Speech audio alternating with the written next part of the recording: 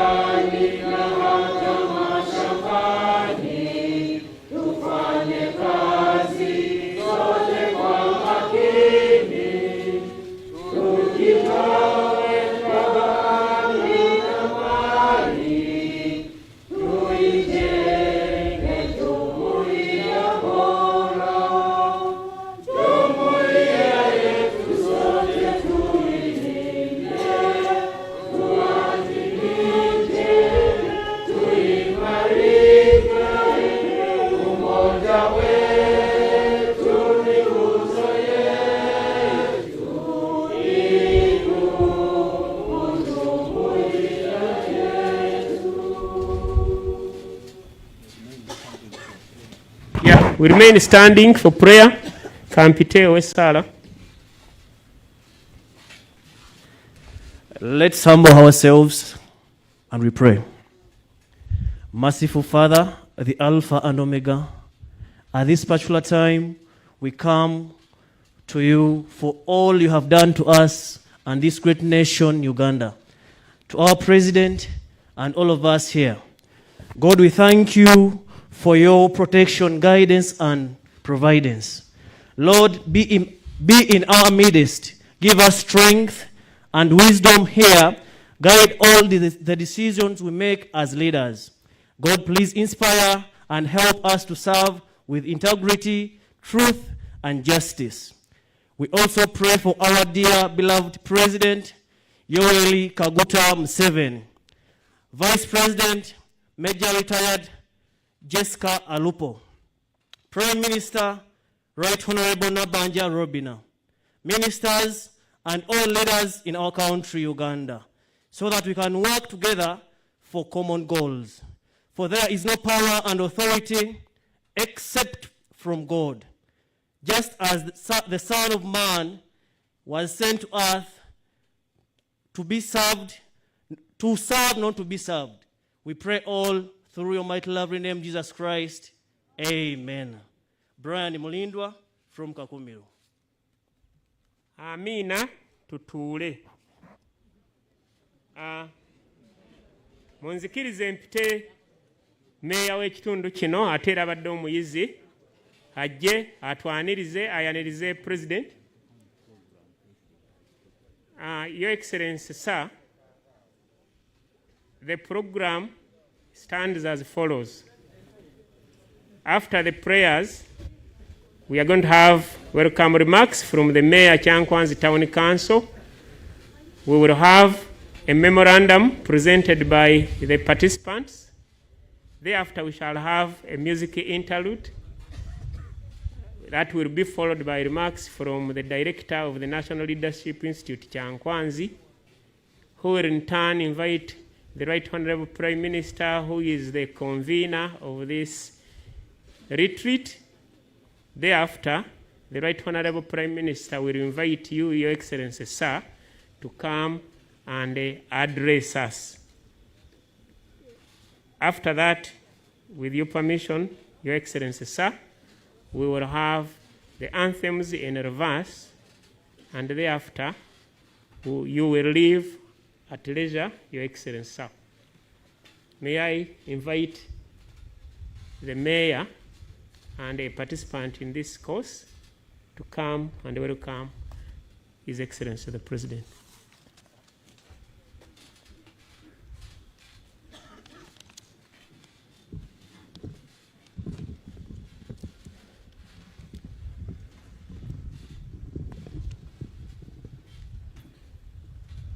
Your Excellency, the President of the Republic of Uganda, Yoweri Kaguta Tuhaburwa Museveni, Right Honorable Prime Minister, Ministers present, and Member of Parliament present, my fellow leaders present, ladies and gentlemen.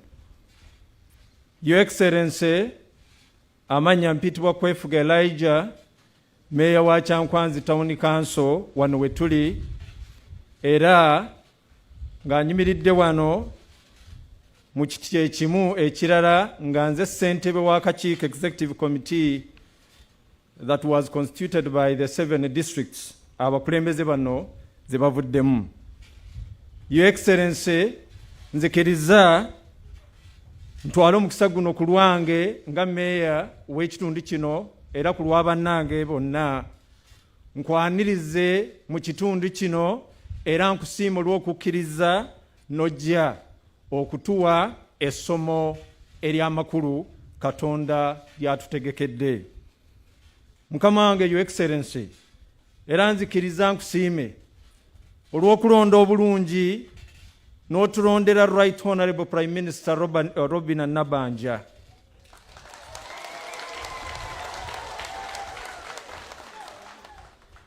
Mazima amatuufu omunyankole nuwagira ngoyiroho kwanjirana omumazima okatorana ng'oggyeko ennugu Mukama wange Your Excellency walonda majegere. Your Excellency, tuli wano lwa Honorable Prime Minister go walonda. Mukama wange Your Excellency, nzikiriza mu bumpimpi ekitundu kino nkulage nti Mukama wange gy'otujje ne weetutuusizza kitulaga essuubi nti ne mu ggulu tujja kutuuka bulungi. Your Excellency, ekitundu kyaffe kino mu 86 kyali kimanyiddwa nti ddungu awatali bantu waali nsolo era nga bwalwaniramu era okimanyi. Naye njagala nkutegeeza Your Excellency nti mu kitundu kino tewaali muntu yenna mu 86 alina ettaka, naye olwaleero abantu beenyumiriza mu mataka ge bwabawa era batudde bazimbye era balunda era balima.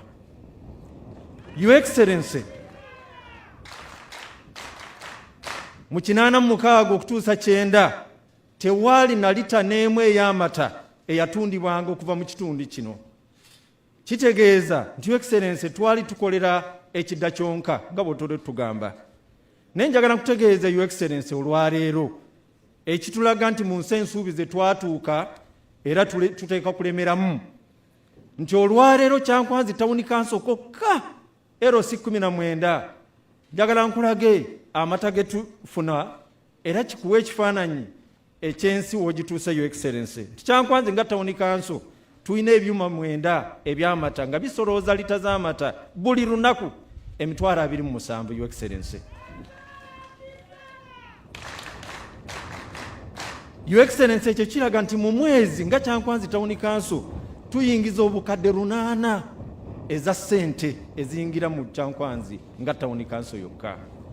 Your Excellency tetukomyawo, njagala nkusiime nga tuyitira mu kitongole kya NADS nga tulaba amata gaffe tetuyina kubeera nga tugatwala e Kampala kyokka. Ekitongole kya NADS ne kituwa okuyitira mu mukyala era abakyala be wajjayo ne bafuna ekyuma ekikola amata ne kigafuuramu yogati ne freshi era kati tupaakinga amata tukyabulamu katonotono naye tutambula era amata gaffe tutandise okugapaakingira e Kyankwanzi. Your Excellency, era Excellency njagala kutegeeza nti mu 96 tewaali na kilo ya kasoole yafulumanga mu Kyankwanzi. Naye Excellency njagala kutegeeza nti olwaleero season emu nga totaddeeko eziva mu NEC tufulumya kilo za kasooli ttaani 15 buli season. Kyekitegeeza nti enkulaakulana Your Excellency tugituuseemu.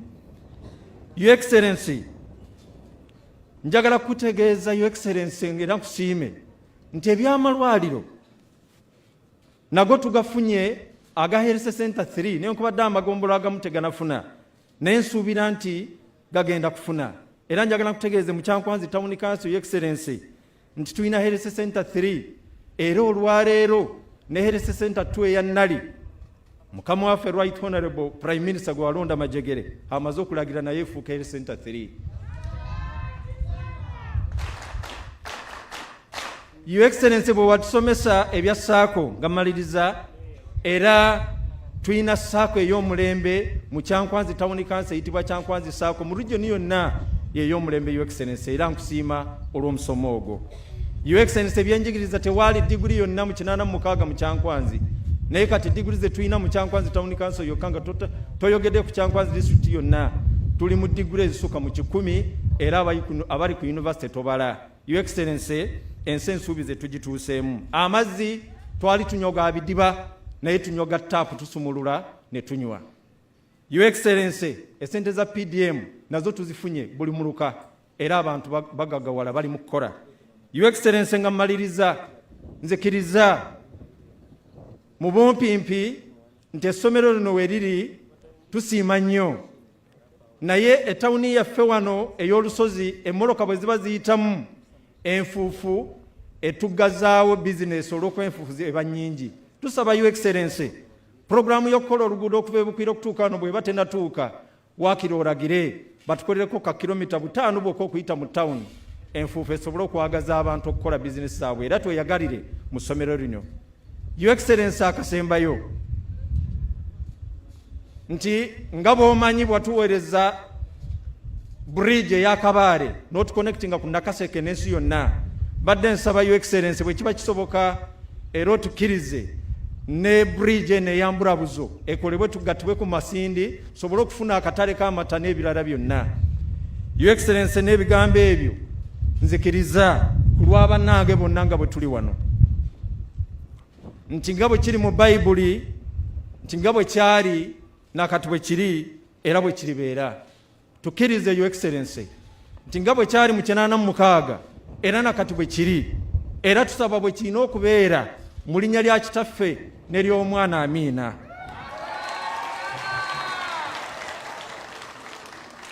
Era Your Excellency nzikiriza nga bwe nzize wano ku lw'obuvunaanyizibwa era n'obusobozi bwe watuwa nga local governments olwaleero bwayitira mu constitution eya Uganda ne Local Government Act era nkirize omusomo guno gwogenda otuwa ngugulewo officially era nzikiriza Your Excellency.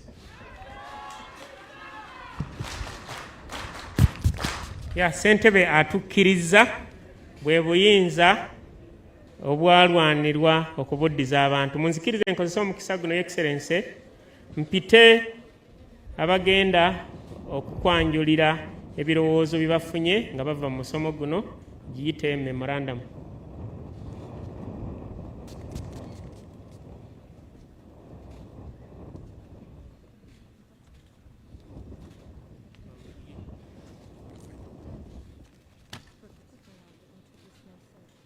Your Excellency,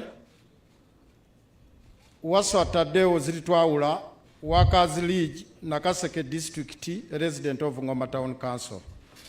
Your Excellency, before you, sir, permit me allow the secretary of the leaders present here who has jotted down this document introduce her before you, sir. Thank you so much.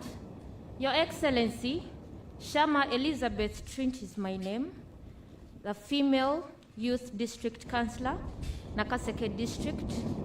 I'm a lawyer by profession and a secretary who has jotted down this document, who was drafted and compiled the document that is going to be read before you. I am honored to stand before you, Your Excellency, and to me, I take this as a great opportunity that I cannot take for granted. Long live Your Excellency. Your Excellency, the President, Yoweri Kaguta Museveni Buhabulwa, the Right Honorable Prime Minister of the Republic of Uganda, Honorable Ministers, Honorable Members of Parliament, Director of NALI and all staff, fellow leaders, ladies and gentlemen.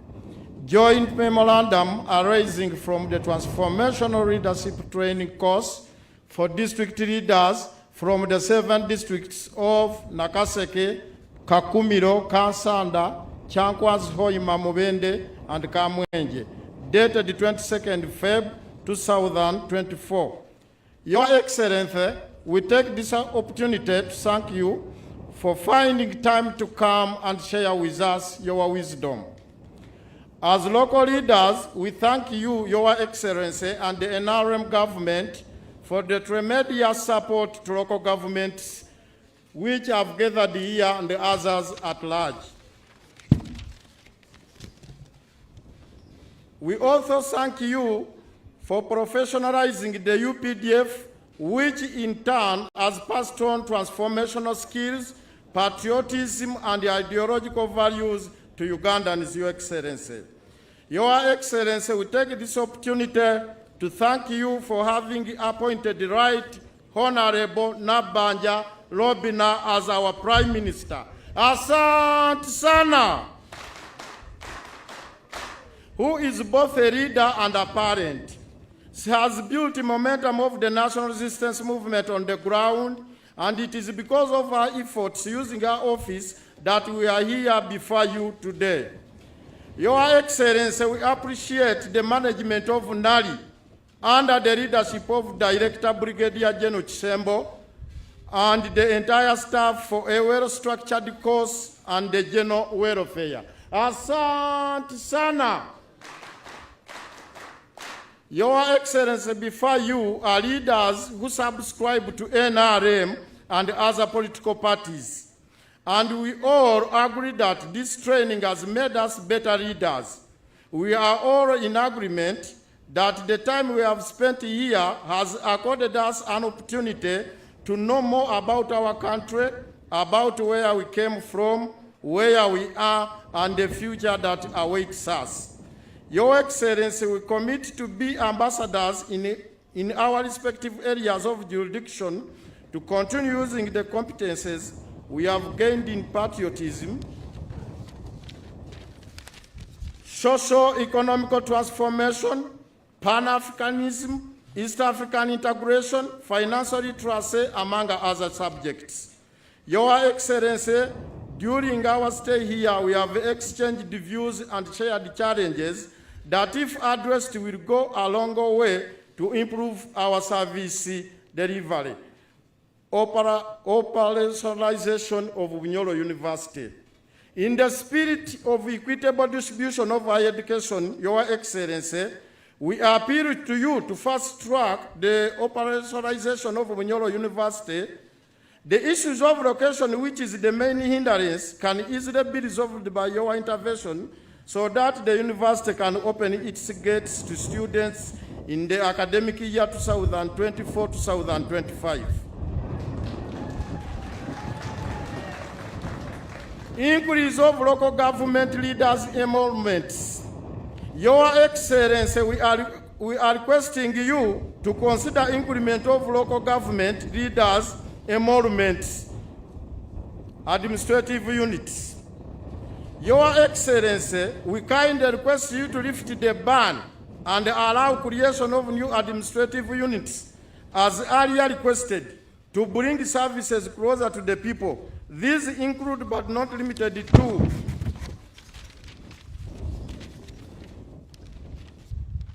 Kapeka Semto Municipality, Ngoma District from Nakaseke, Kasambia District from Mubende, Kabale Municipality in Hoima, Nalutuntu District from Kasanda District. Land. Your Excellency, the following issues remain a challenge in this regard. Uganda Land Fund. We thank you, Your Excellency, for the land fund that has purchased land for the Bibanja owners. Under this arrangement, many people have benefited and are settled peacefully. However, we request for the expansion of the fund to compensate the many absent landlords across the country. Digitalization of titles, Your Excellency. To avoid any fraud in the process of land registration, we ask for digitalization and link land title transactions and processes to individual mobile phones as it is done in the banking system. Human-wildlife conflict. To limit human-wildlife conflicts, the Parliament of Uganda resolved that Chibale National Park should be electrically fenced to avoid wild animals like elephants from destroying crops and the property of the community. We therefore pray for your intervention in order to enable people to have a peaceful settlement without any fear of attack from the wild animals. Lords, Your Excellency, the leaders from the 7 districts have identified various roads that have hindered service delivery which need immediate attention because they fall under 3 categories, which are strategic, economic, and political. Kisukuma Busumba Road, that is in Hoima. Nyanzi, Kansanda, Bukuya Chiboga Road, that is Kansanda and Chiboga. Butarangu Ngoma Masindi Road, that is Nakaseke and Masindi. Katugo Chinyogoga Ngoma Chankwanzi Bukwiri Road, that is in Nakaseke and Chenkwanzi. Kakumiro, Nkoko, Ntwetwe, Masode, Chisita, Narweyo Road, Chankwanzi and Kakumiro, Ruamanja, Chatkwile Road in Kamwenje, and Rusalida, Nkonge, Sembabule Road in Mubende and Sembabule. However, Your Excellency, Honorable Minister General Katumba Wamala has clarified on some of these roads before you, Your Excellency. By policy, each district is mandated to have a road unit. However, Kansanda has never got any road unit. We therefore pray that Kansanda be given a road unit. Further, Kansanda, that one. Furthermore, we request that the districts that were not given road units should be completed by giving an excavator. Service centers. Your Excellency, the service centers for the road units are very far from where most of our districts are. We therefore request that there should be a creation of a nearby service center at least on every sub-region. Implementation of government policies. Health. Your Excellency, amongst the 7 districts before you, only 3 have government district hospitals, namely Nakaseke, Kamwenge, and Mubende.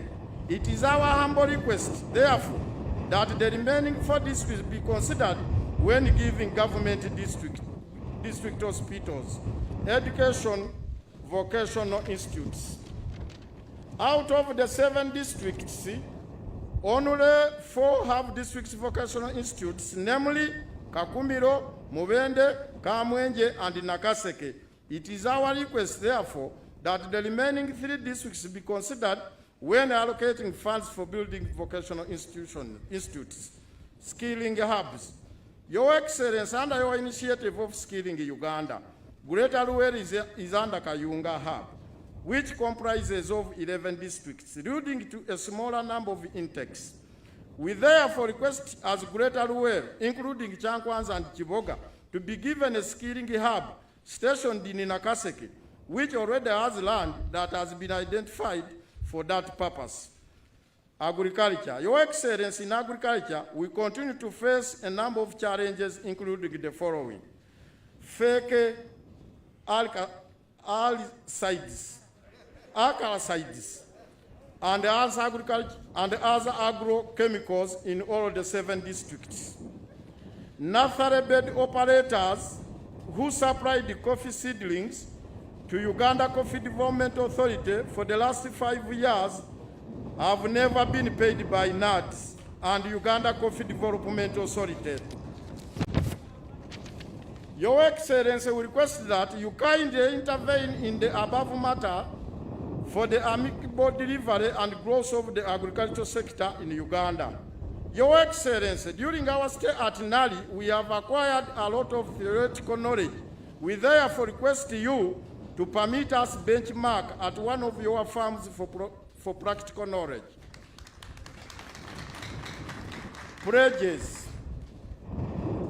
Your Excellency, most of the pledges have been fulfilled, but the following we are noted: Technical Institute in Kansanda, 3 tractors for NRM structures in Hoima district, NRM chairperson vehicles per district. We humbly request that the above pledges be fulfilled, Your Excellency. NRM structures. Your Excellency, as the chairperson of the NRM party, we request that you direct the NRM Secretariat to rotate the district registrars and administrators in various districts every after an election to ensure transparency in NRM primary elections. Your Excellency, we have observed that NRM structures are not very active after elections. We therefore request you, as the party chairman, to devise means of empowering these structures for effective service delivery to our people. Your Excellency, we wish to inform you that we are now changed agents, equipped with knowledge which we are going to put in use to sensitize and help our communities. We are empowered come 2026 to mobilize for you and the NRM. We are surely convinced that our future is secure with you. Mzee Yoweri Kaguta Museveni tova kumeini. Long live NRM, long live Nali, long live His Excellency Yoweri Kaguta Museveni Tubuhabulwa, for God and my country.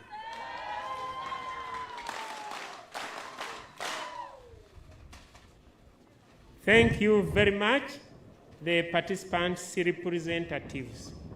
May I therefore take the honor. Music interlude, I beg your pardon. Nyakaisiki, let us have a music interlude by having a morale boosting song that is revolutionary.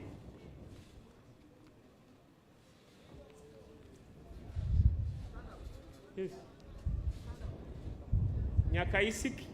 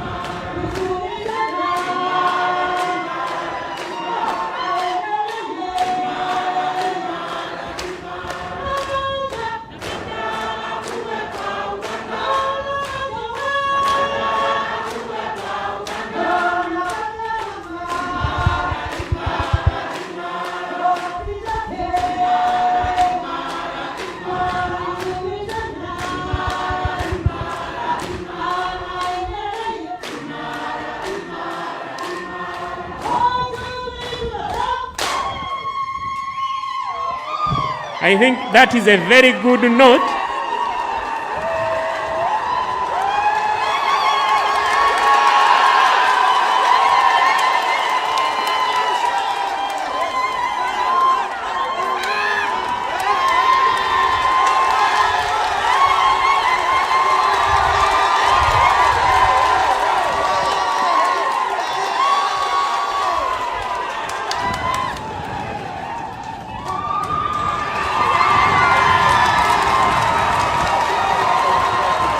Hello.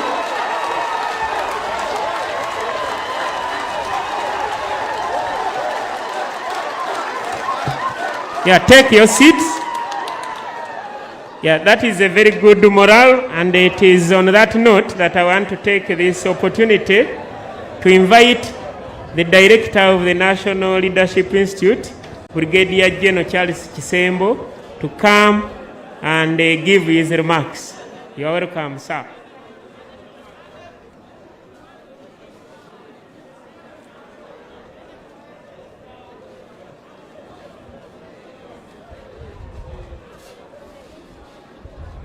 Okay.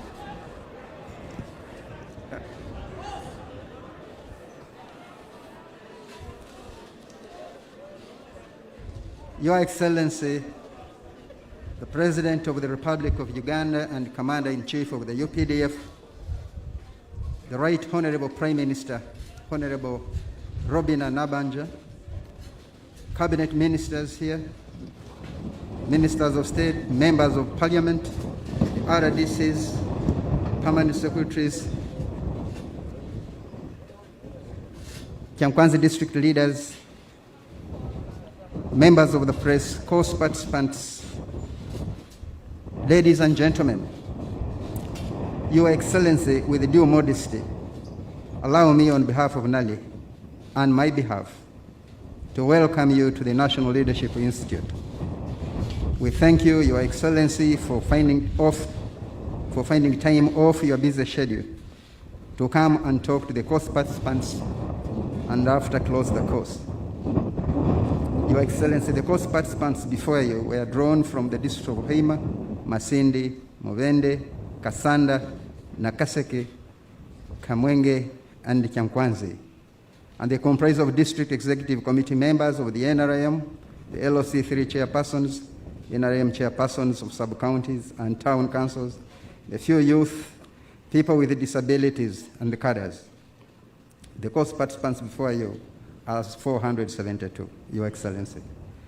During their stay here, the participants were taken through ideology and leadership, time management, introduction to patriotism studies, ways of thinking and understanding reality, transformative discipline and revolutionary methods of work, introduction to laws of social development, harnessing resources for empowerment and prosperity through pragmatic leadership, economic geography of Uganda, parish development model, military skills, skills at arms, military drills, skills at arms, and Kiswahili, to mention the most obvious. Your Excellency, the course participants also received lectures from the Right Honorable Prime Minister, Cabinet Ministers, academicians, general and senior UPDF officers, the directing staffs, and instructors. The course participants were given tips on how to create wealth, how to resolve land issues, roles of local government in service delivery, rural electrification challenges, matters of compensation for civilian veterans, state of roads, and government plans to improve road infrastructure, to mention but a few. Your Excellency, we are certain that the course participants have gained knowledge which will enhance their performance levels and at the same time help them to mobilize their people for government programs implementation. Your Excellency, I would like to thank the Right Honorable Prime Minister, Mama Robina Nabanja, for being able to mobilize such large numbers of participants in a very short time, and also for finding Nali worthy in the effort to train Ugandans for socio-economic transformation. Asante sana. Rudia tena. Your Excellency, with these remarks, I now take the honor and privilege to invite the Right Honorable Prime Minister to deliver her address. Right Honorable Prime Minister.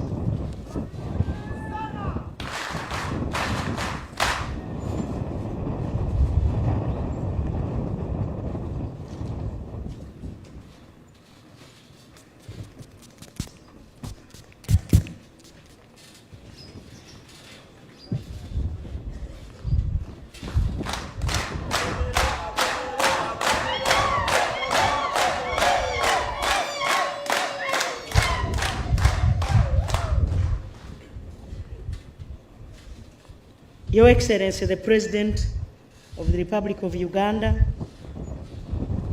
the Honorable Ministers, present. Your Excellency, here we have Honorable General Katumba Wamala, the Minister of Works and Transport. We also have Honorable Alice Kaboyo, Minister of State, Ruwero Rwenzori, in the office of the Prime Minister. Your Excellency, we also had Honorable Namuyangu Jennifer. I believe she's still in the rooms there. She drove from Kagadi to here, and she had not taken a COVID test because her program was for today, since we knew you would come on Saturday. And so she has not been able to attend here, but she's amidst us. Your Excellency, I have a number of members of Parliament. I have Honorable Businge Harriet, the woman MP of Hoima District.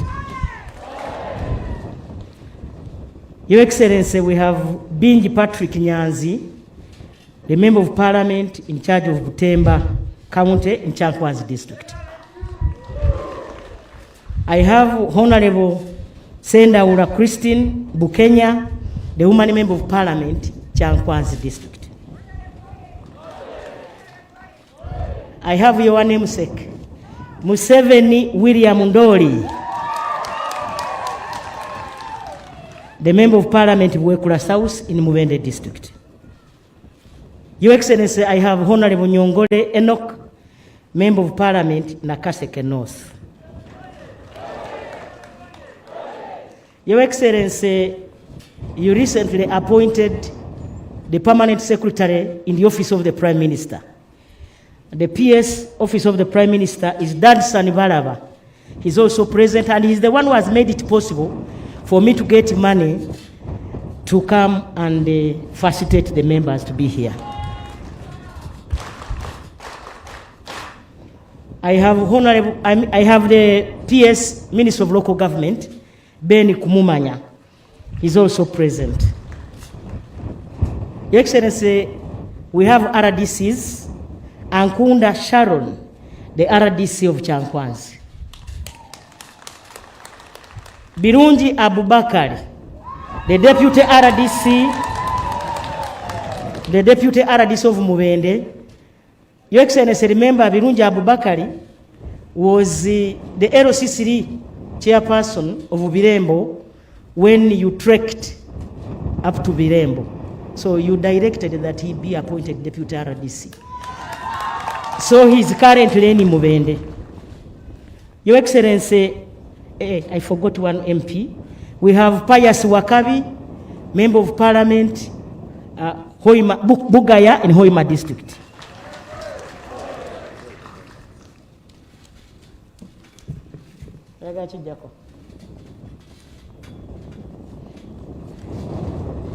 I think it is because of the size. You know, it is a bit.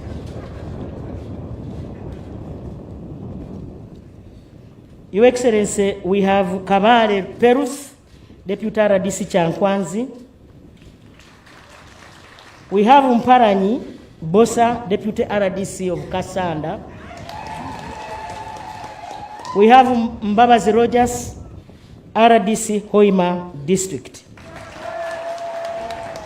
Your Excellency, we have Mr. Mpuga, Dr. Mpuga John, the District Chairman of Chankwanzi. We also have the cow of Chankwanzi, Mr. Bukenya Jude Mark.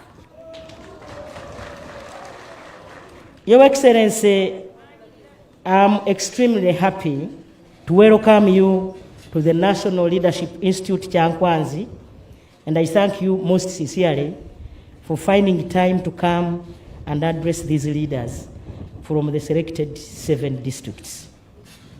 Following your guidance, to Her Excellency the Vice President and me on 6 September 2021, we have been spearheading the implementation of government programs and projects, and we found out that some local leaders lacked knowledge of their roles and needed NRM ideological orientation. Accordingly, I organized this transformational leadership development course for 472 local leaders from the 7 districts of Kasanda. Kasanda stand up for recognition. Kasanda peke yake, asante sana.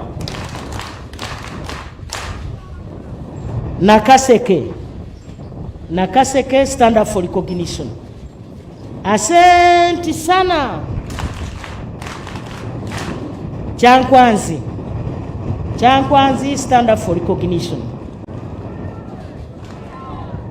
Kakumiro stand up for recognition.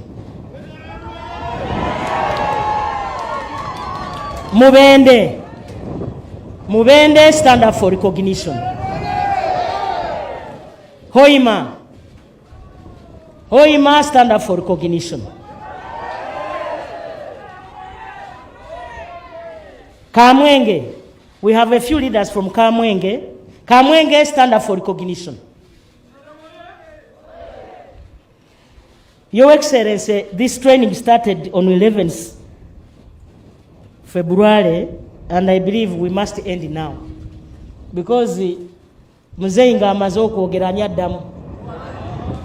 Museveni tubadde tuli supposed kumaliriza nga 24, naye bwe twategedde nti ojja ne tufunza okulaba nga tumala kati bano tosobola kwogera nga omugaga agenze.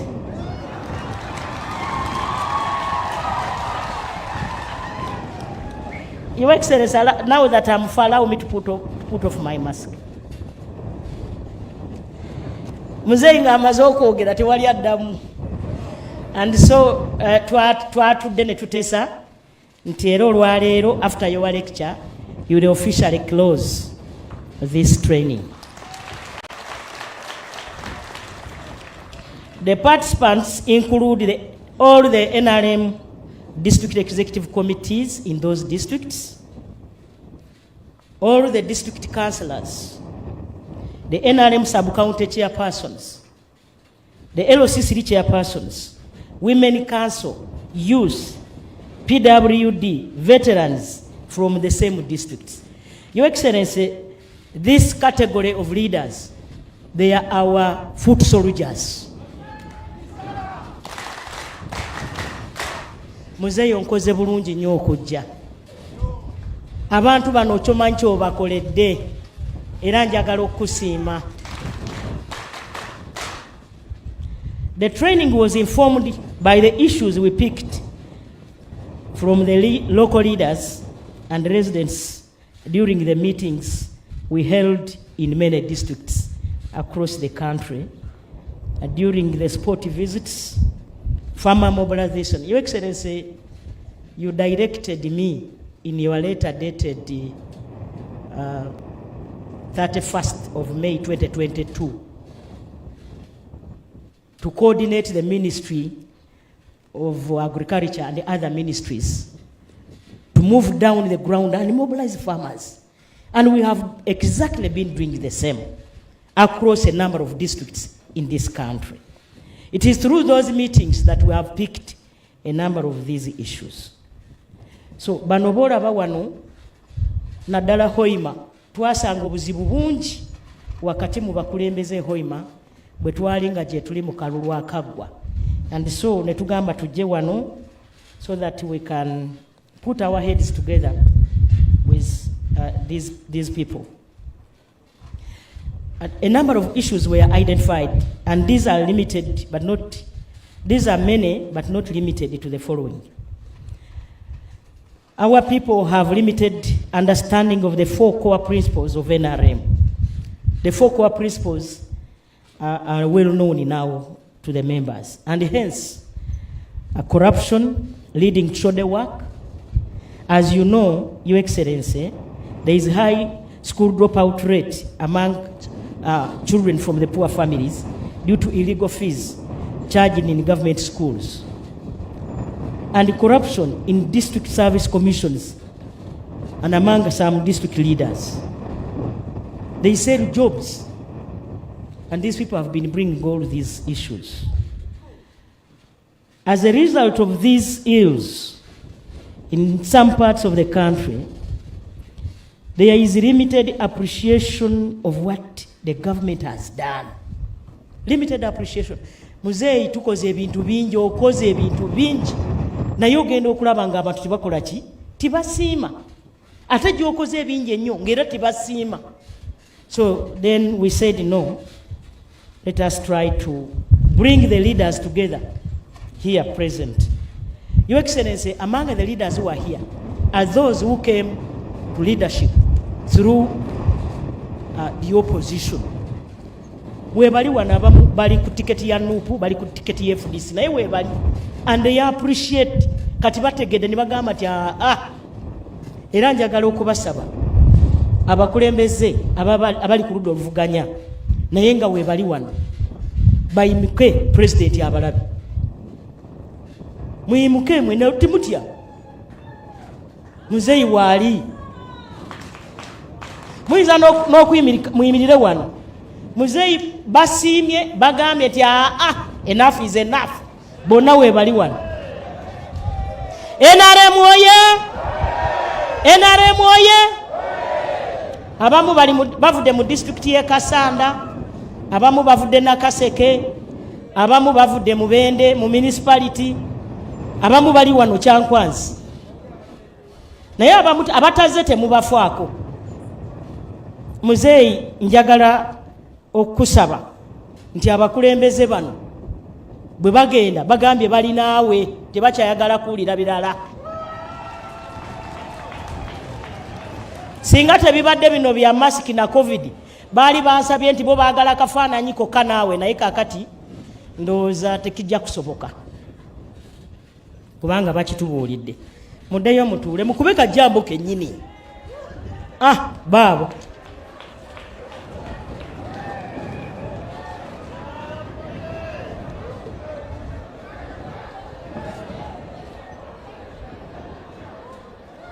Your Excellency, we have unfinished and abandoned government projects due to lack of supervision and monitoring by the concerned local leaders.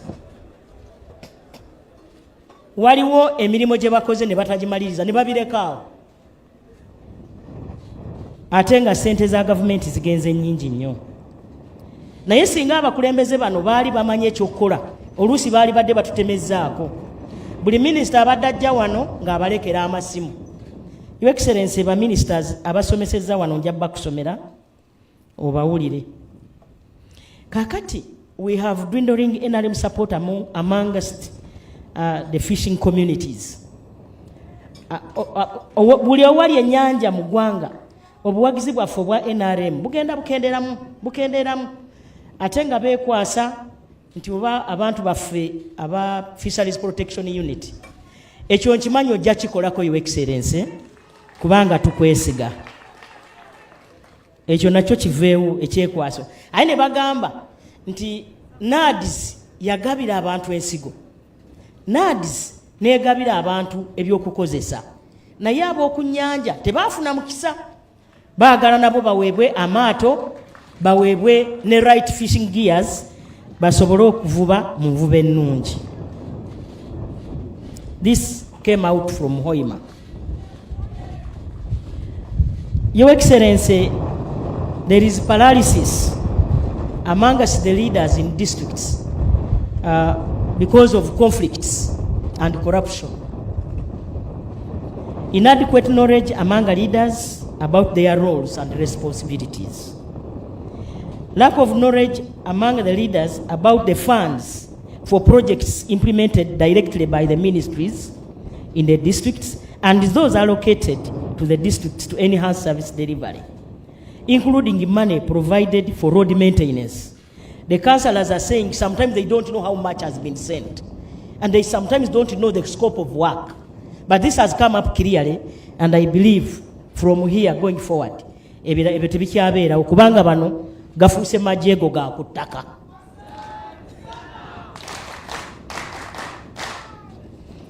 Your Excellency, therefore, the major objective of this training has been to orient the leaders on their roles and responsibilities, equip them with knowledge and skills to effectively supervise and monitor the implementation of government programs and projects in their respective areas. Your Excellency, like I've already told you, I officially came here and opened the training workshop on 12th February and delivered my presentation titled The Role of Local Leaders in the Implementation of Government Projects. And I believe I delivered my message clearly. Some of the key topics that have been covered during this training have very well been enumerated by the director. I don't want to waste your time repeating the same.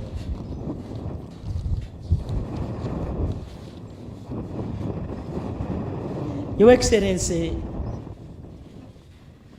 in their memorandum, they talked about land issues and how to deal with them. But I also felt like I needed to inform you that ebyettaka naddala ebyebugangaizi buyaga ne kakumiro bugangaizi ne buyaga ne buyanja tukizudde nti private surveyors be basinze okuleeta ekizibu mu byettaka bali very exorbitant bateeka ebyapa ku ttaka already liriko ekyapa and so conflicts. So tujja kulaba bwe tuweereza paper nabakoba twateeseza tukuleetere paper olabe engeri gye tuyinza okusalira ba private surveyors amagezi oba engeri gye tusobola okikolamu okulaba nga abantu bano abatuleetedde conflicts okusinga tubakolako. Your Excellency, these topics were delivered by myself, the Honorable General Jim Muhez, General Katumba Wamala, Dr. Nankabirwa Ruth, Judith Nabakoba was here. Buli gwe njogeranga mumpa moral. Kubanga mutufu bakola si kyekyo kambaddemu. Jim Muhez, General Katumba Wamala, Dr. Ruth Nankabirwa, Judith Nabakoba, Rafairo Magezi,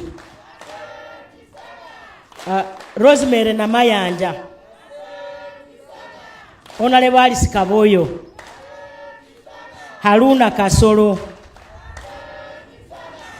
Major General Henry Masiko, Major General Sam Kavuma, Brigadier General Felix Kuraije, Brigadier General Charles Kisembo, Major Chigozi Kawesa, who is also our MC.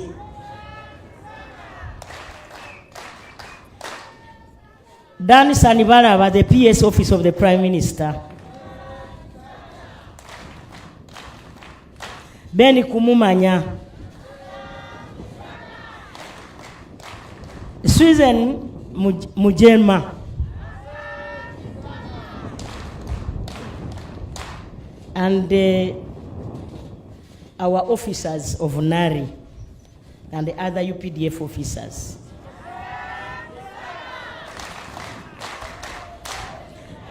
Your Excellency, I have no doubt the training has equipped the leaders with the required skills and knowledge needed to promote the NRM principles and supervise and monitor government programs in their respective local governments for better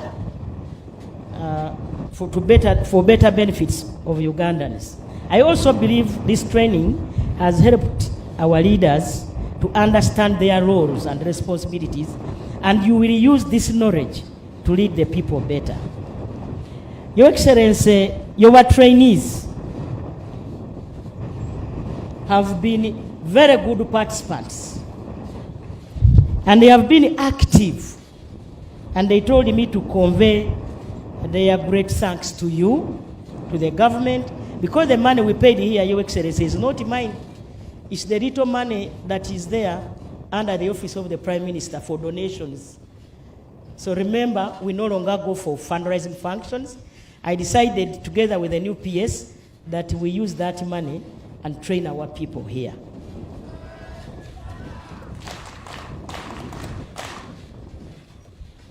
Your Excellency, I recommend that, if possible, these leadership transformational courses should cover the whole country. Because if we cover the whole country, our leaders will never be the same.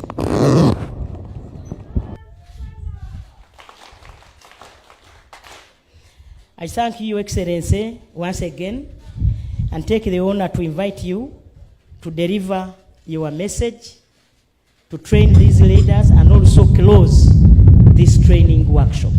Thank you so much for listening to me.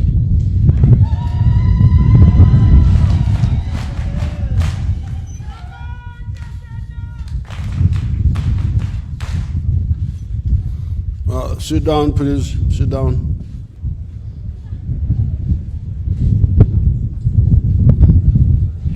The Right Honorable Prime Minister,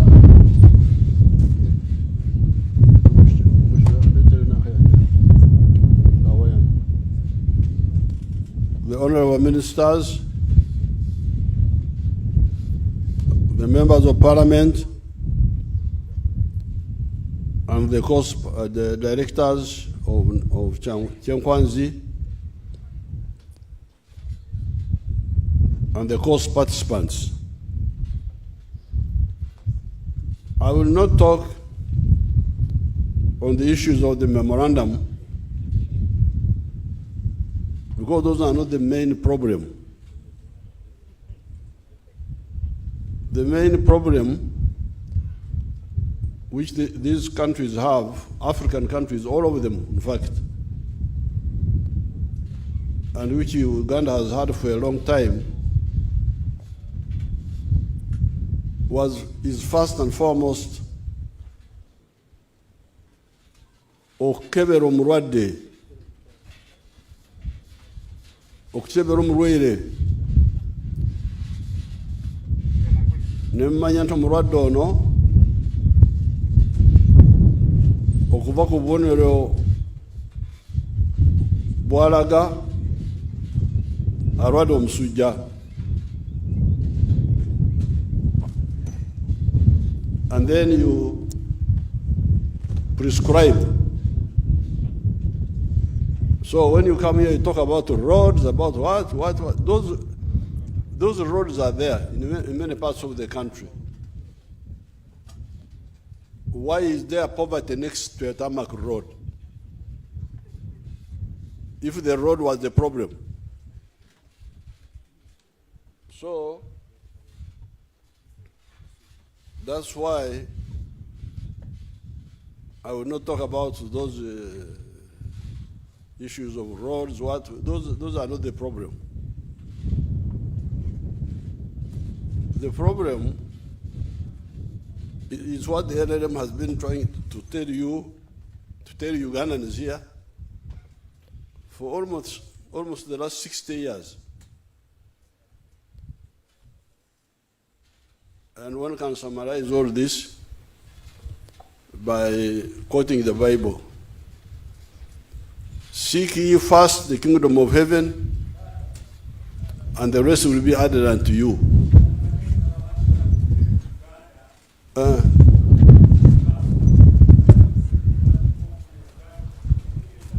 The what?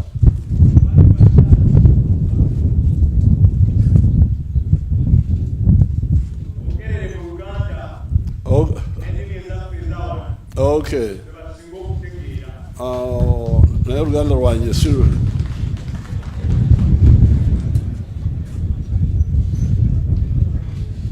Kati Bayibuli etugamba nti musooke munoonye obwakabaka bwa Katonda n'obutuukirivu bwe, ebirala byonna biryongerwako. This is the guidance of the Bible. Bwe mukwata ebingi enguudo biki kubanga ebyo si kyekizibu kubanga temulabye obujulizi bwa ono meya w'Ekyenkwanzi abagambye nti eno Kyenkwanzi kati bali bulungi banenyingiza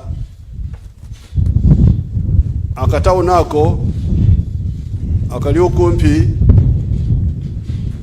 buli lunaku kasindika emitwalo 20 eya litres z'amata simene bayingiza milioni 8 buli lunaku bwatyo bwagambye 800 million per day per month. Songa tekuli tarmac road ejja wano bali mufuufu naye fufu eri mu ssente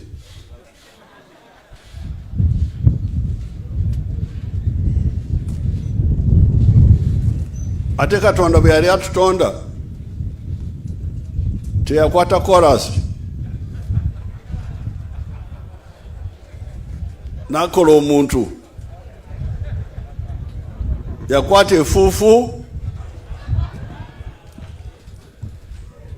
mwe yajja Adamu jjajjaffe n'oli omukyala we yamutawaanya omukazi oyo Eva n'olwekyo ekibulamu kwe kukebera okwo NRM yatandikirawo okubagamba nti kubanga bwe twafunira obwetwaze abantu bali buli omu akebera bubwe abamu bagamba nti amawanga iyo federal gye bagamba mukyawulira n'olwaleero bogera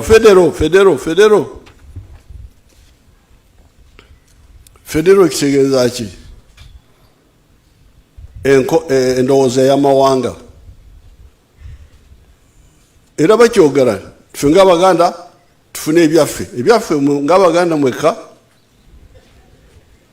tebakwatibwa na nsonyi abeerawo ku radio ebyaffe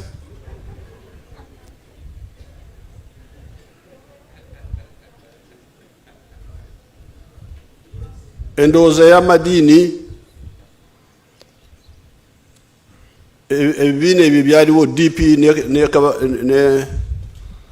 ne UPC ne Kabaka yeka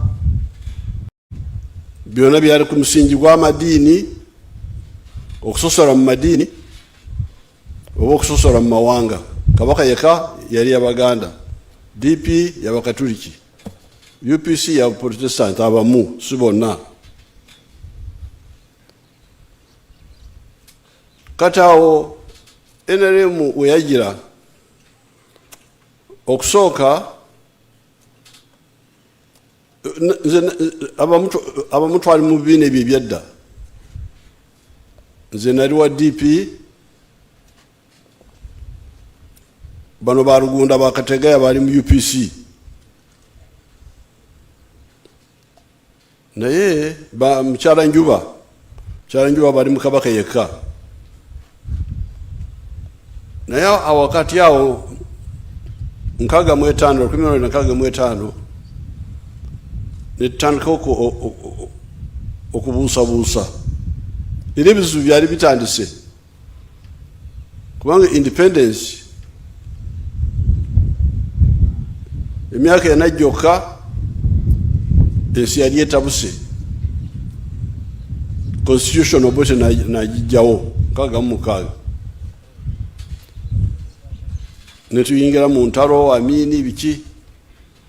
Naye ebyo byonna byatandikira ku omusawo okukebera obubi omulwadde. Kati awo NRM weyagira negamba nti unayo omulwadde ono kirabika ebimbulako biri bintu nga bisatu. Okusooka, anaabeera atya obulungi? How can he be prosperous? Prosperity anagijawa.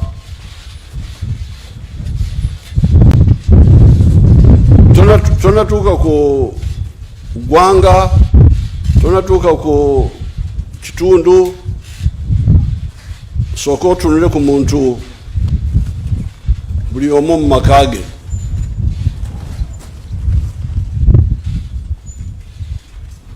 Nze nga Museveni wange Lwakitula,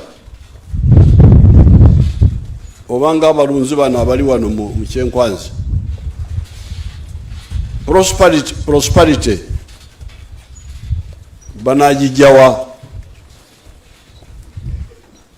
ate batya? Prosperity nga nze omulunzi eri ewange kwe kufuna omuntu anangulako amata, nangulako enyama, nagula amatooke gange, kubanga byenkola eri ewange Lwakitula bwe nfuna abanabigula continuously, I will be prosperous. Kubanga genda kufuna sente. Naye kati bwewekenenya olaba nti abanyankola beeri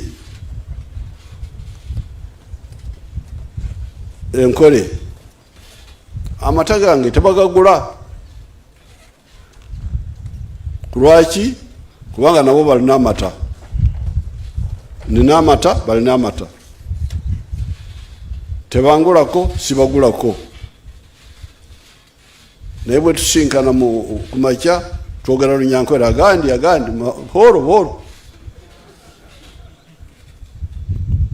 Naye kati agandi tesobola okunzibira ennyumba, okuzimba ennyumba yange neetaaga akasente nkajja bali abanangulako ebyange byendina. Ate abo abasinga si banyankole. Bw'ogenda e Kampala n'otunula omuganda ali mu dduuka,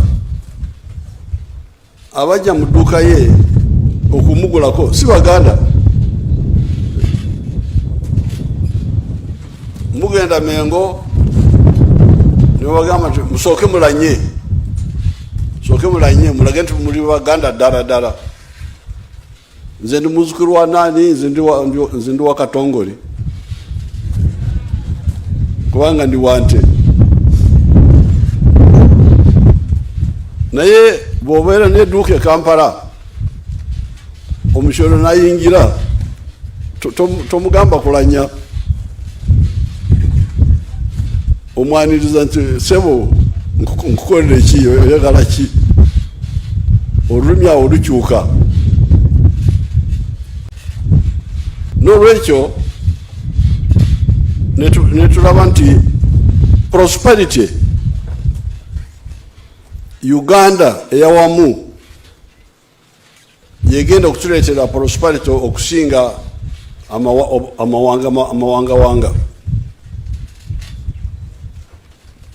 Awo wetutandikira, kyobuva owulira tugamba patriotism. Mwagale Uganda, mbere na omwoyo gwa Uganda. Lwaki? Kubanga mwetaaga Uganda prosperity yammwe yaffe. Omukyoli nze sirima simusimu, sirowooza nti wano waliwo alimyeko simusimu. Naye abakyoli baffe balima simusimu eri ewaabwe. Baani abagula simusimu wano mu Kampala? so kati awo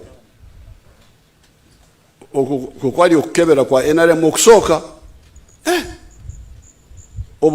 okubajje kweitundu kuja kurugahi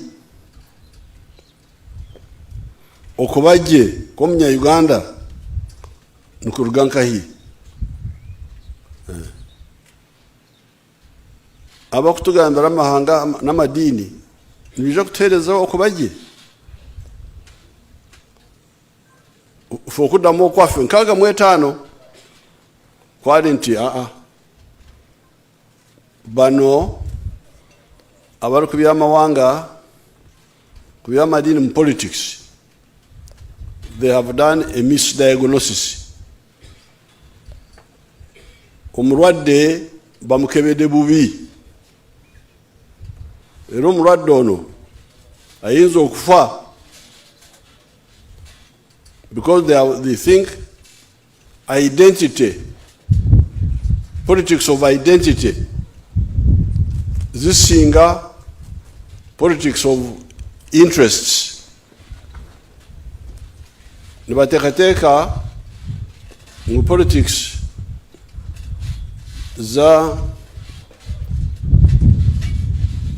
z'ensha y'omuntu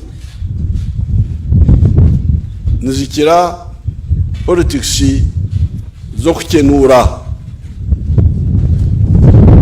Okukenuura nenda okumanya olunyankore omuli abantu abali aha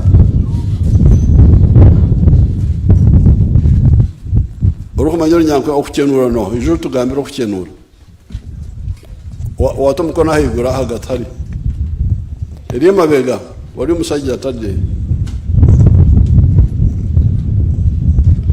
aha muzindaaro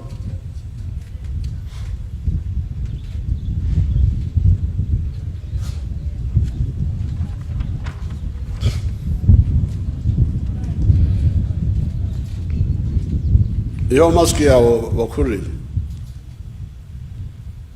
Your Excellency, okukenura. Who are you? Nyongore Enoka is my name. Okay. Member of Parliament wa Nakaseke. Yes. Okukenura kwe kujjako kyo weetaaga. Kwe kujjako obwetaavu. Obwetaavu. Mu Luganda omulyankole okukenura n'okuheereza ekyotahano yetenga. Now kati bulijjo mbagamba nti olunyankole lulina ebigambo bingi okusinga ko Oluganda. Kati waliwo ebigambo bibiri, omunyankole alina ebigambo bibiri, ebyetengo n'omukeno. There are two words. Ebyetengo mu Luganda ekyo kyandibadde ebyetaago biwetaaga. Naye ate nga nze ow'ekiwalaata neetaaga enviiri naye tezisobola kukomawo. So kati obwetaavu bwange bufuuse obulemu. Bayinza kugamba nti ndi person with disability kubanga sirina nviiri ate saagala kugula enviiri z'abafu ng'abamu bwe bakola. Sigenda kugula enviiri z'abafu. N'olwekyo obwetaavu bwange tebulina ddagala. There is no solution. Naye waliwo obwetaavu singa wanyogoga, olwaliro wanyogoga, enkuba etonnya ne wanyogoga, nensanga neetaaga warm clothing, neetaaga jacket y'okwebika, omuntu nanfunira jacket eyo, kati ogwo gufuuse mukeno. Omukeno is a need which can be solved. But if it is not solved, it remains omukeno. So n'olwekyo ffe NRM kuva ku ntandikwa twakiraba nti politics z'okukenuura okumalawo ebizibu by'abantu ze politics entuufu ate ne tukisanga nti emikeno gy'abantu gifaanagana enjala ku bantu bonna amawanga gonna obwavu ku mawanga gonna okusula obubi ebyetaago by'abantu bifaanagana nokintu kama nti politics owaffe agenda kuyimirira kukumalawo okukenuula nkiteeka mu Lunyankole kiba very clear okukenuula emikeno y'abantu so that's and then we ate okukola ekyo Uganda egenda kukikenura okusinga Nkole oba Buganda oba Bunyoro. That is point number 1. NRM principle number 1. Number 2, netukyeke nenyate nti singa tufuna emirembe twekulapulanya ogenda kusanga akatale akawano mu Uganda tekamala era mu kirabye bana baga abamata amata kati tutunde ekizibu ekyamata zentalo zemuwulira ne Kenya bana abalaalo b'omu Lukoola balinga bakolomojjo oyo musajja abadaawo abo balinga bakolomojjo basulanga mu busiisira oli embeya ijo bagambira okuma bino mutura yewo masiko bagambira mu Lunyankole nibamweta ogome mukana mutura kale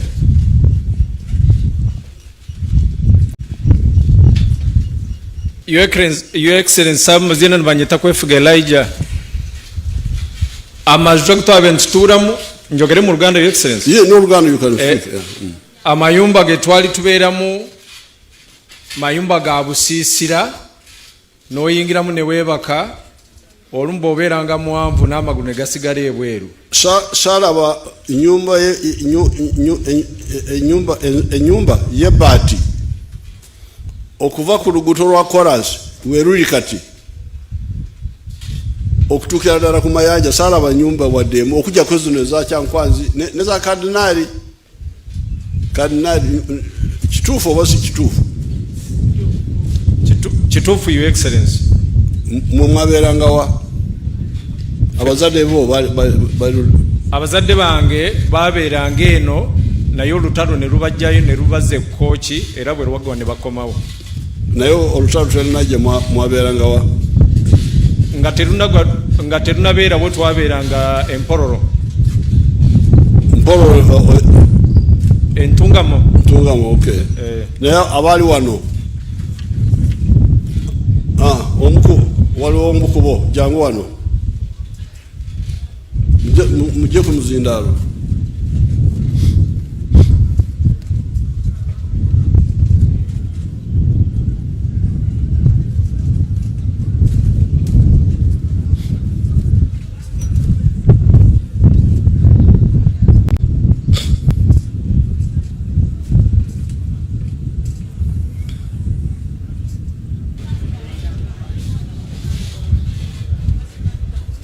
Your Excellency amazina nimwesije Geoffrey Kajja omuguluso wanyu Paulo Kajja atwire omurumu oranche ya mwenda ya Incafex orutaro nhorwa atshangire nho nazari bo mu 1998 fetube tuli bawano nazari bali 1998 nenga ni mugombole yo jenchikire ya watuba ito nho tutura wetubera ne lwalero wetukyali so ensisirazo twazizalibwamu nga n'amazzi bwe gajja gabasanga mwebase ate twasulanga ahibarukweto obuyanja twatwarira obuyanja tubyama nuko biri bya Kyenkwanza aha ahindu kumanya enyumba za bazitanga kyamutwara bwasesire empolomo empologoma emutute bucha kubanga empologoma yaje ne Owekitiibwa President. Iwe mwana garuka yutu Owekitiibwa President bampita Ajami Musentongo wajja ekiboga nnaku z'omwezi 7 lwalina lwa 6 ssaawa 4 1980 mu mwezi ogwokubiri n'ebigambo bye wayogera birina neera naliwo era mukamange bwe tumala bupaakinga wali nga awaali town council kaakati nokkirira tukyajinga poliisi yaawo waliwo ne ka office ka UPC akali opposite ku nyumba ya Munoga nokkirira emmanga wali ewa Kirunda petrol station wajira mu Santana yali ng'erina effumu mu maaso ng'otaddeko topi oyambadde ne buutsi ne t-shirt ya green. Mukama wange bwe watuuka twali tuva Kampala ngenze kulaba muzeeyi ngenda ekiwaguzi eri Kampiri ngenda okutuukawo ng'akatawuni kakyankalanye.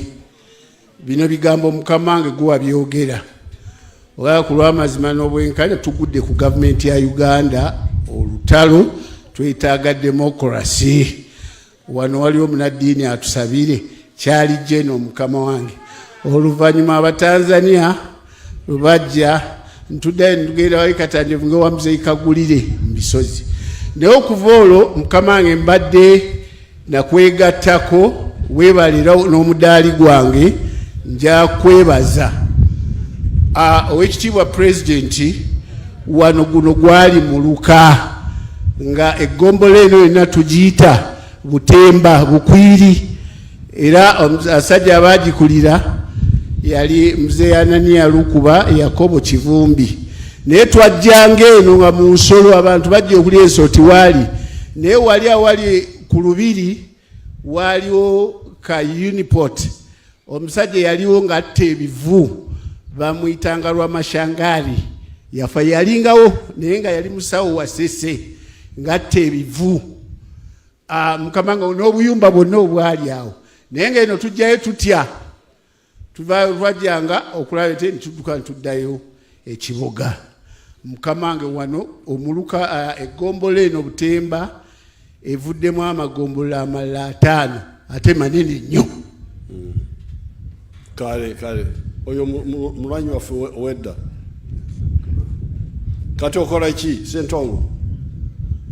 Mukama wange ow'ekitiibwa ndi publicity secretary wa NRM ekiboga Kyankwanzi wano nti bwewasala district emulagi wandeeta Kyankwanzi era njaga neebaza wano mu maaso go Dr. John Mpuuga chairman LC5 oyo mwana w'omulwanyi musajja wo Yakobo Kivumbi kitaawo wa Mpuuga mukyala waffe yafa Good Margaret Kivumbi oyo bamuyitanga mzee Kivumbi yali mukungu wa Kabaka n'oli Yakobo Kyanda. Yakobo Kyanda kubanga ono gundi chairman wa 5 kati afanda asimwe yamuwanga akabaluwa nga mwana muto ayita mu basirikale okuleeta message yaffe ekikonda. Kale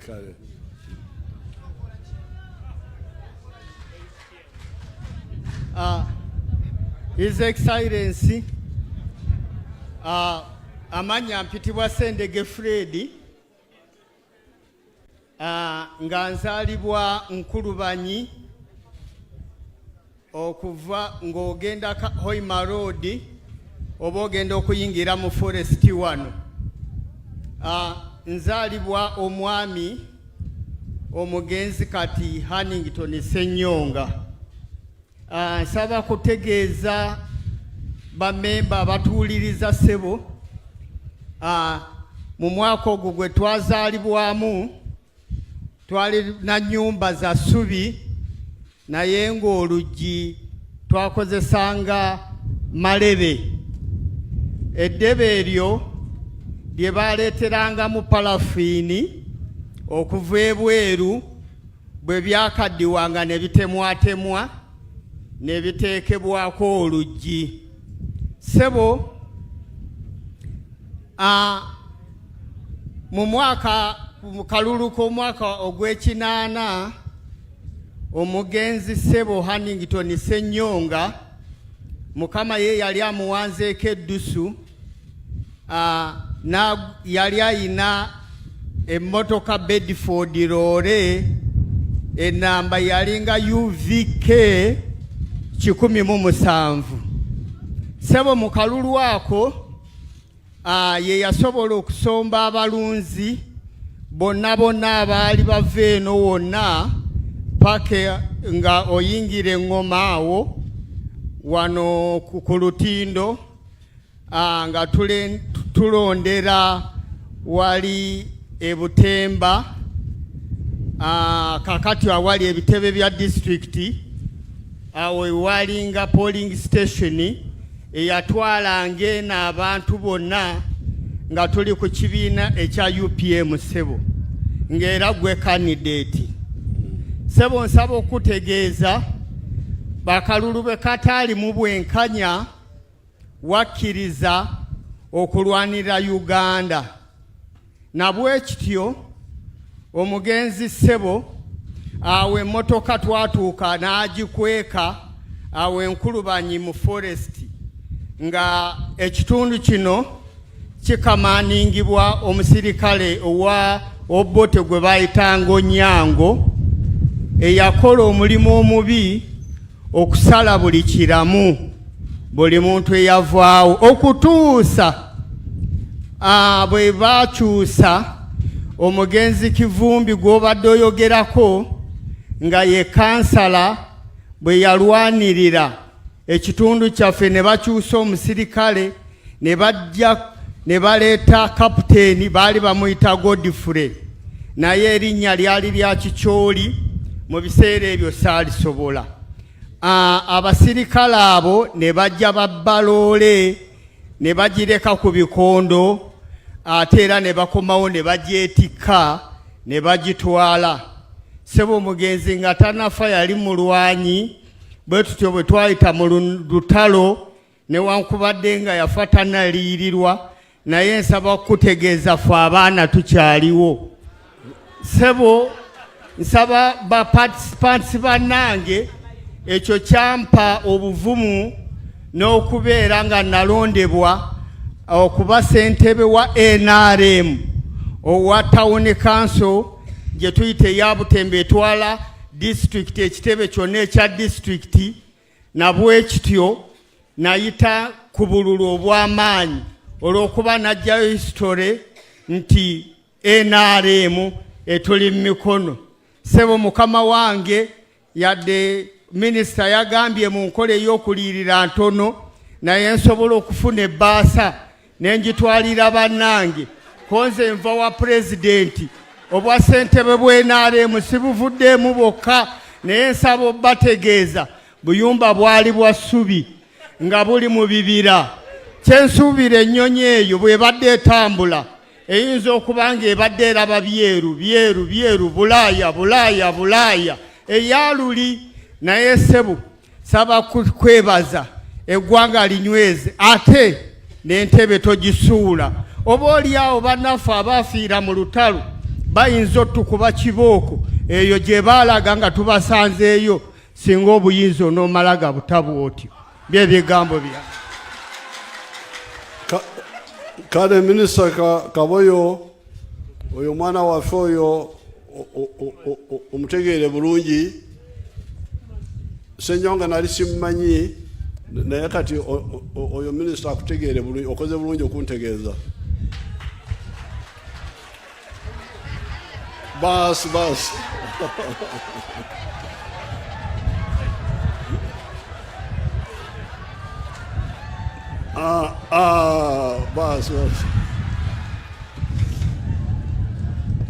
kati tetusobola kulema kuliyirira abantu baffe wadde esente weeziri, naye simanyi babadde bazikozesa bubi. Kati bano obujulizi bwe mbadde njagala okubajjamu buli nti ekitundu kino kyali mabega ennyo, tewali nkulaakulana yonna. Naye bwe twava mu nsiko nendeeta enjiri yammwe okukebera kwa NRM kwe ngenda kutuukako, nembakebera tubakebera ntogamba kimwetaaga mulina okukola ebiyingiza ssente ate mukozesa ekibalo. Bwe bakkiriza okutandika okulunda ente z'amata,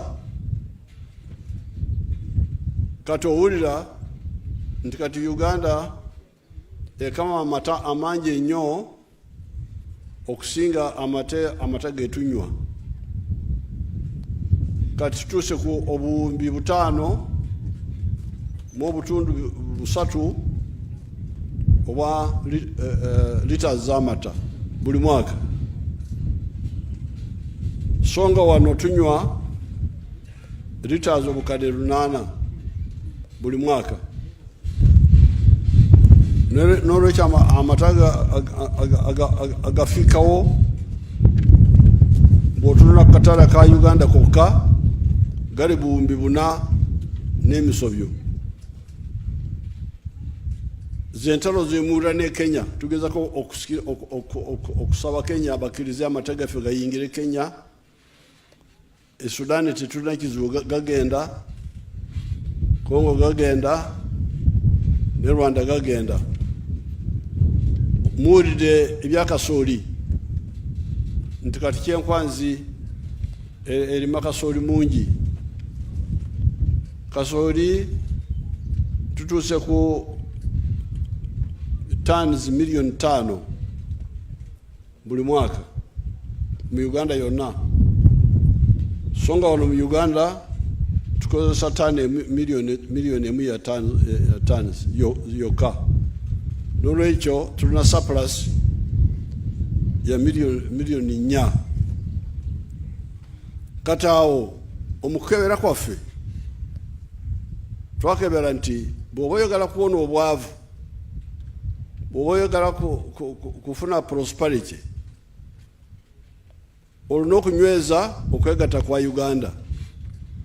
Abantu n'obajja mu byamawanga ebyamadiini ne bagamba Uganda, yes, ebyo webiri naye ekikulu nnyo Uganda patriotism. Kubanga patriotism kigambo kya Luzungu naye kiva mu Latini. Olatini luna ekigambo kya patria. Patria ye kitaawo. N'olwekyo patriotism kwe kwagala kitaawo ensi yo. Ensi bagitwala mu kiti kya kitaawo w'omuntu. Kati netubagamba nti okufuna prosperity mwetaaga mwoyo gwa Uganda. Uganda ebeera wamu, mujjemu biri bye baleetamu ebyamawanga ebyamadiini. Uganda ebeera wamu mu birowoozo, mu ntegeka, mu nkola. Naye ate ne tukisanga nti ne Uganda okubeera awamu, okubeera obumu tekimala. Twetaaga East Africa, twetaaga Africa. Yonsonga owulira twongerako Pan-Africanism, mwoyo gwa Africa. Byonna tubyetaaga ku lwakiri. How can we be prosperous? Tunabeera tutya obulungi? Kati ensonga eyokusatu ya NRM, principle yokusatu yeno social economic transformation. Bw'omala okuteekako endowooza mu Uganda yonna, ate noteekako endowooza mu Africa, endowooza eyo enaakuyamba etya okukyusa embeera y'obulamu bwo buli maka? social economic transformation. Amakubo gali abiri okuva mu kwabula kwa NRM. Ekkubo erisooka kwe kwabula buli omu nti wenyigire omukulima emmere okufuna emmere emala amakaago n'okufuna enyingiza ya ssente. Mukolere olubuto n'ensawo. Bw'okola olubuto lwokka ne weerabira ensawo tosobola kuva mu bwavu. Ogenda kusigala nga bano bwe bwali. Owulira nti balina ente banywanga amata naye ne basula mu busiisira, omukoka ne gubayingirira mu buyumba bwabwe, omutunga kutaho mu kaju, ensolo ne zibatwala ekiro, ensolo nejja nesika omuntu okuva mu kayumba nemutwala, empologoma. Kubanga bali bakoze ku bwetaavu bw'ekiti kimu kyokka okulya, ne beerabira ensawo.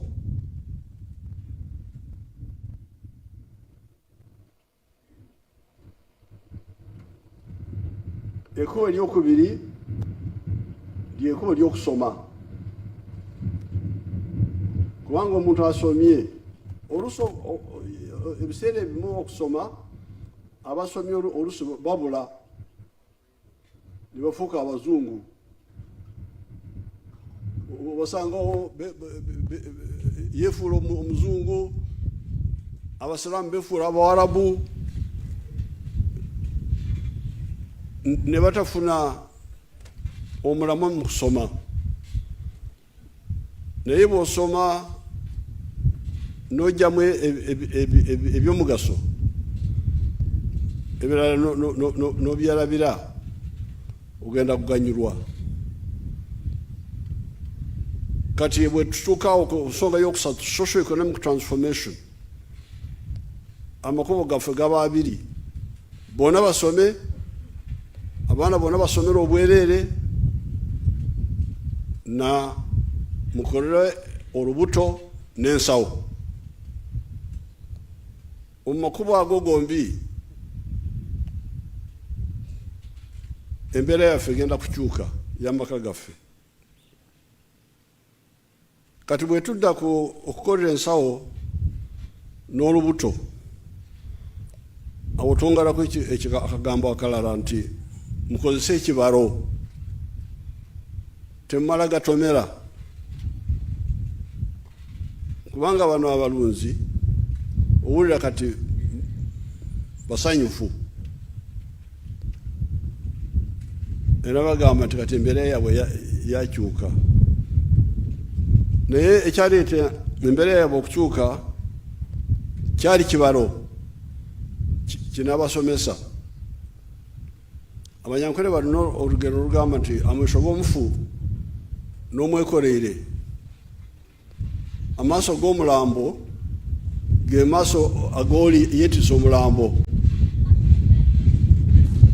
Eyeetisa omulambo bw'agwa mu kinnya, omulambo nagwo gugwa mu kinnya. Kati bano abantu bamwe ab'omu Lukoola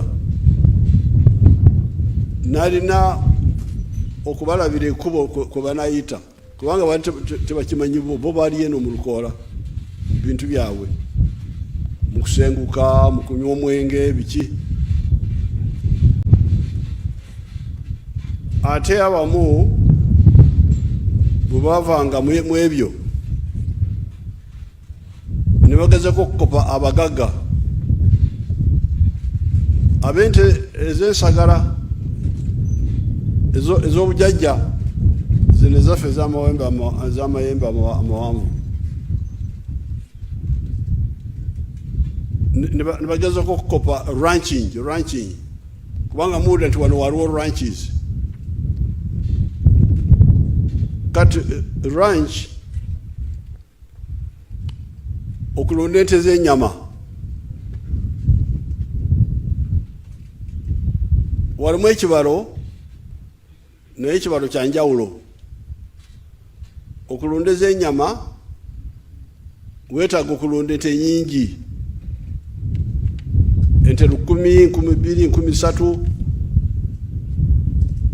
ate okulunda ente 1,000 weetaaga square miles 3 n'ekitundu ez'ettaka kati bano tebalina square miles 3 n'olwekyo okumuleka nti mugende mulunde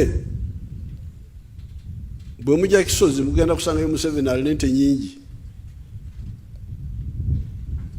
mugagga mu nte ne mu ssente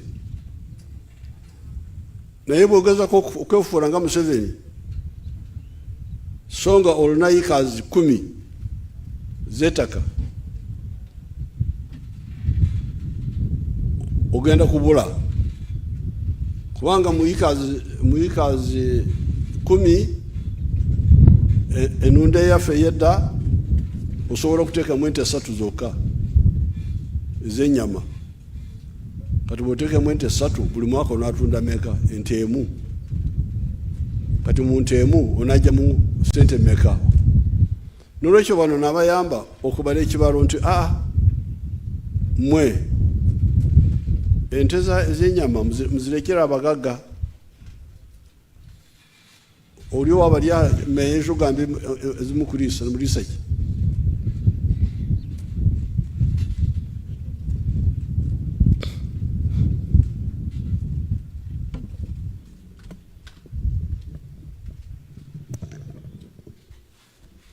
Your Excellency, ente z'enyankore zikaba zitakkamwa amate mengi twakurosinga tukabanza kugura enjungu konka zaguma nziteganisa twaguma tukozesa enimu twakurosinga Frisian ekurosingire nekamara etazinga enkawo enyingi nizikamwa riti 10 ogarra hansi emyaka emirundi 2 omwizoba very good kati n'olwekyo twabawabula nti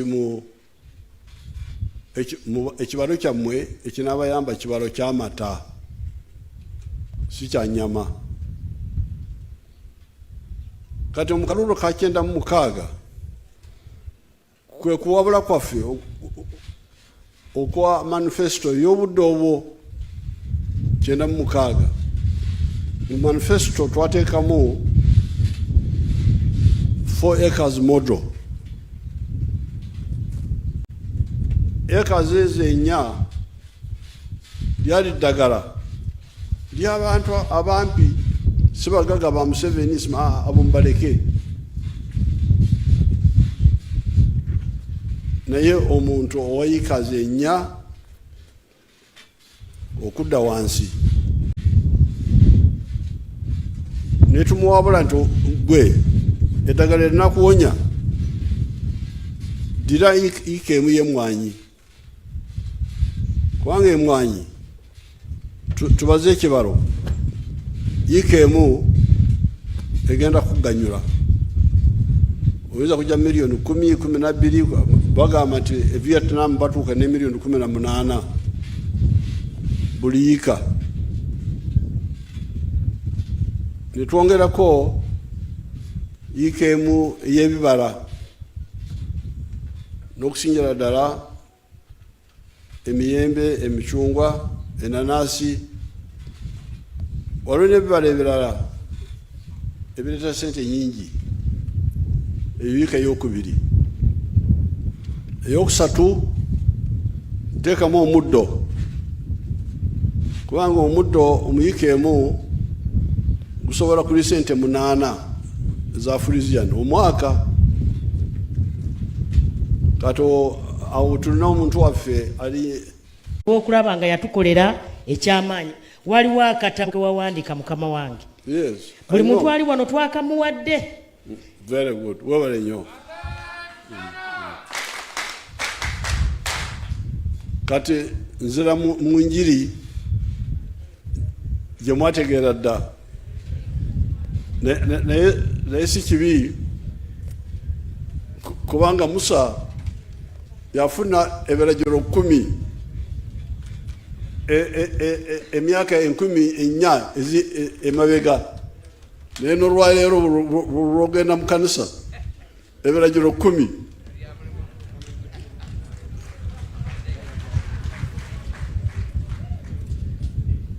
kati yika eyokuna netuteekamu emmere ey'okulya awaka. Emmere yaffe nze ndya emmere yange eyawano, sirya muceeri, siri muyindi, sirya emigaati, siri muzungu, nze ndya ebyange ebyawano, akalo, muhogo, amatooke, bibyange byendya. Kati akatabo ako nga bwe kabalaga emabega emanju, teekayo enkoko z'amagi, teekayo embizi, mu lutobazi kumpi n'ekisaalu teekayo ebyennyanja. Kati activities ezo 7 lyeddagala ery'omunaku okuyita mu agriculture.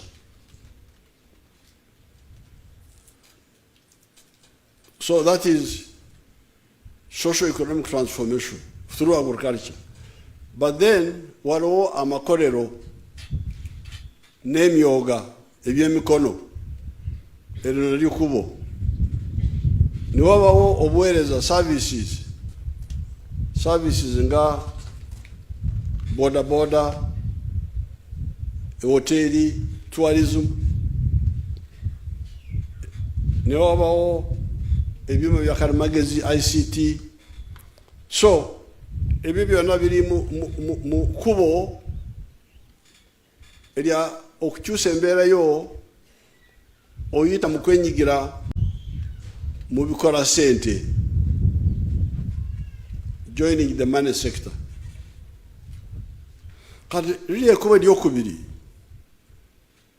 lyekubo lya bonna basome, era mulaba okusomezebwa okuli awo twatandika 97 nti abaana bonna abanaku basomere bwereere mu ssomero ga gavumenti, naye yo wansi mwabiremesa, mwekobaana n'abakulu b'amasomero n'aba businessmen abaliyo yewammwe, muyita mu kakiiko k'abazadde kubayita k'abazadde ne mukomyawo ebisale mu masomero. Ebisale ebyo bye biggalira abaana baffe obutasoma ne bwe bagoba mu masomero. So ng'eyo yonna gye muli. Kati y'ensonga olaba nti mu UPE tulina abaana obukadde 11 kumpi mu masomero ga primary. Ate primary eri myaka 7, P1 to P7. Naye senior nayo eri kumpi myaka 6, S1 to S6. Naye bwegenda mu masomero ga secondary enamba y'abaana edda wansi bali bukadde 2.6. Kati webuuza bali obukadde 11 balagawa? They dropped out. Ekyabajja mu kusoma kiki? Bisale by'amasomero. Abakiriza okuteeka ebisale mu masomero bebaani be bantu baffe abali eyo wansi abatateeka mu nkola eddagala lyaffe, abatakiriza eddagala lyaffe litwanogera omunaku okukola. Kubanga omunaku oyo twamunogera eddagala lya yingira mu bikola sente, okolere n'olubuto naye okolere n'ensawo. Eryo kubo limu. Eryokubiri abaana b'omunaku basomera obwereere. Omugagga bw'aba ayagadde abatwale mu primary mu private ebyo byabo. So nsanyuse okulaba nti kubanga bwe mujja wano nimwogera ku byenguudo simanyi biki amasanyalaze Kampala bwebiri buli kitundu kyonna enguudo weziri amasanyalaze wegali naye abayaayi gye bali eyo ate.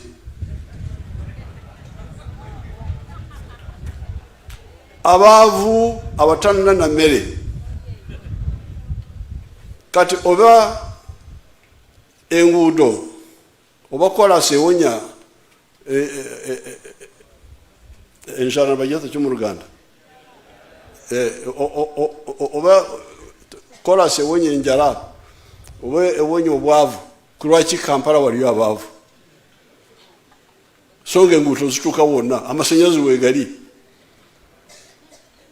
amasanyalaze bakwatirako enseenene kyokka. So mulina okudda eno ne mudda ku maka amaka kinoomu ganaavayo gatya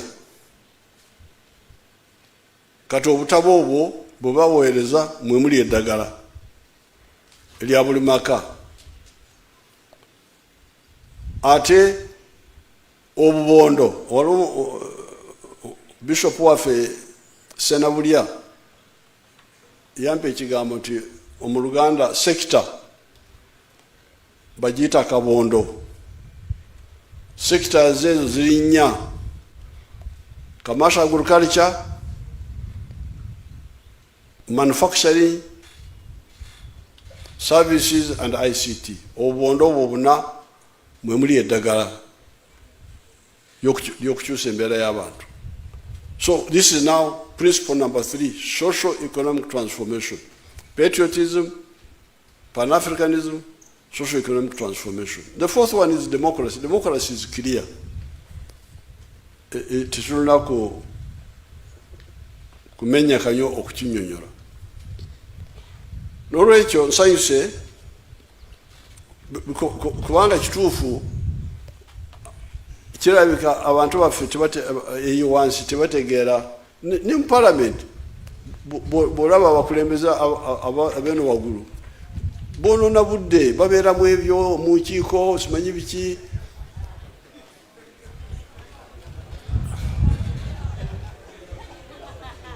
olaba nti nga weeks eziyise okuva ennaku z'omwezi 7 ogwokubiri bwe nava Bugiri mu Teresita nengenda butereevu ekisozi ne bampita Kampala nti jangu mangu Kampala tiwaliyo ki nti waliwo olukiiko lw'abalamuzi. Abalamuzi beetaaga kulya mundeke kansigale eno mu kyalo nkole ku by'emmere kubanga abalamuzi n'abalawyers n'abakulu bonna baagala kulya mundeke nendemerayo nesindika abalala oba nabbanje yagenda simanye yagendayo naye nagaana kubanga ffe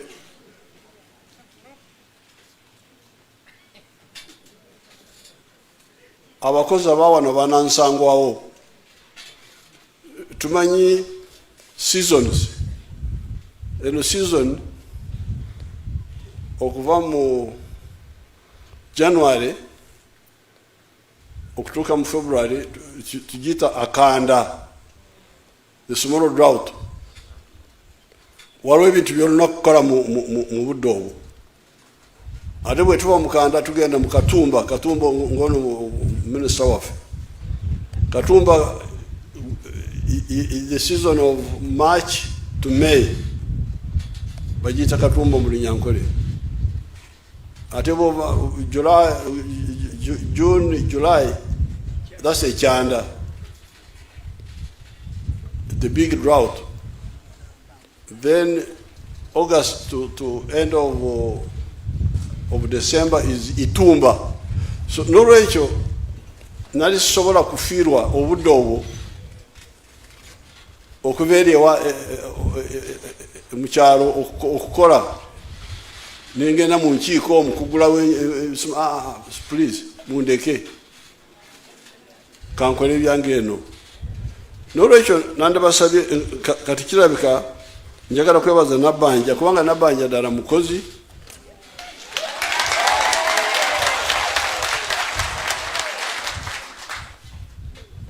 okumuteeka ku bwa prime minister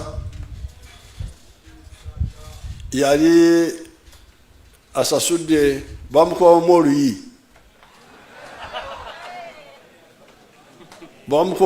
eyo oba bano abali wano ndowooza be bamukuba bano bakansalazi abali wano kubanga yali alwana waliwo bali bataddewo road blocks okusasuza emisolo internal taxes ndowooza nagezako okubawa ne bamukuba najje eriiso lizimbye lyonna nengamba tutofaayo ne Yesu bamukuba emusumaali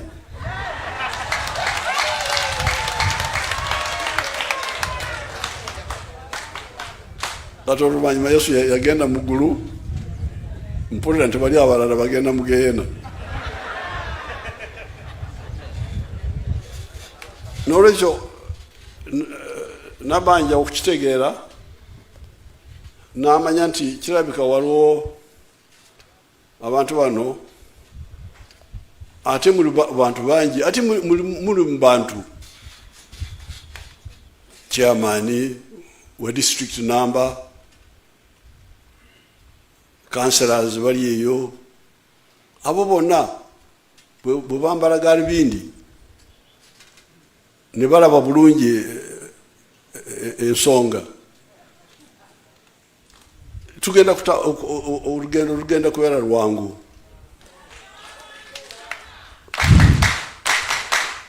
Kati Nabbanja awaleese wano okubagulira galubindi mbadde kirabika Bible tumukisoma bulungi kubanga galubindi mbadde abamu tebalina galubindi abamu balina galubindi enfu naye kati njagala kwebaza Nabbanja okubaleeta ne mukyusa galubindi ne mwambala eza wano.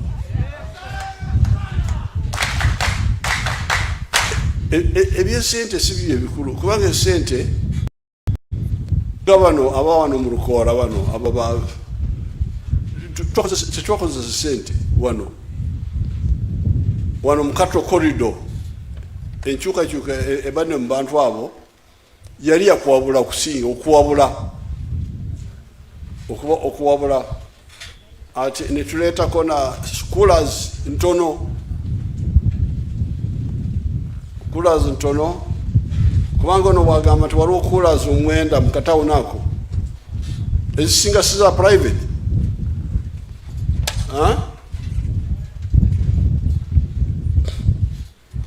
Your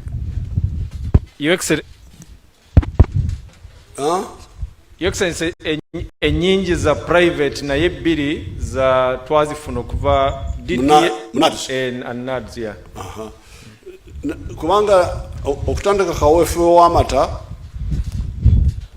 nadira cooling tanks 20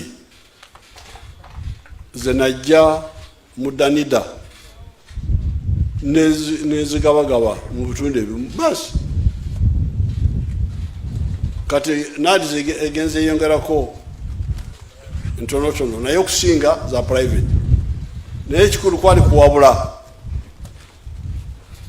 mulabe emwanyi engeri gye zitambuddemu emwanyi kati zeeyongedde kati Uganda eri ku tons ensawo obukadde 9 oba okusingawo okuva ku bukadde 2 edda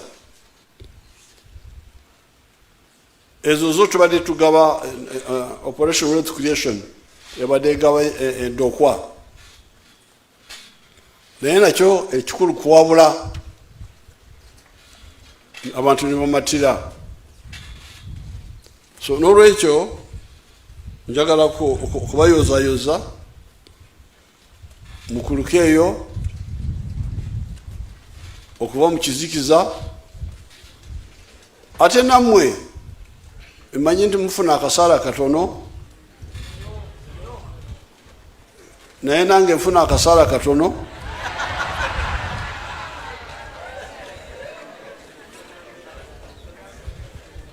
Kubanga omusaala omunene nagugaana, naye nagagawala dda kubanga nkozesa embeera ennungi eri mu Uganda okukola ebyange aba gavumenti, kubanga okuva 7 okutuukira ddala 86 twali tukola tulwana naye twali tetusasulwa wadde siringi emu. Fighting for no pay. Okuva 86 okutuusa kati bansasula katono. Bali bagamba nti nange neyongera omusaala, nengaana sisobola kweyongera omusaala kubanga ensi yaffe ekyakulaakulana. Bwe ndiba ngenze mu ggulu, abazzukulu abalijja baligamba nti omusajja oyo yakolera bwereere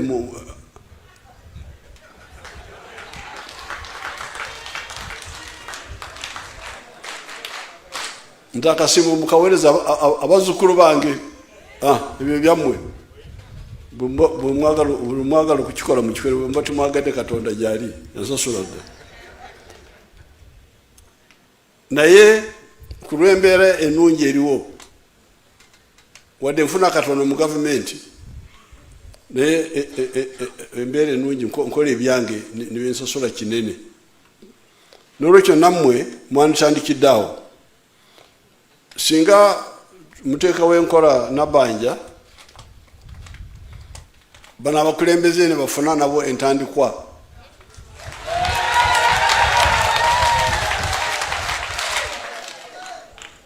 Era twakiteekamu mu myoga. Ogumu ku mwoga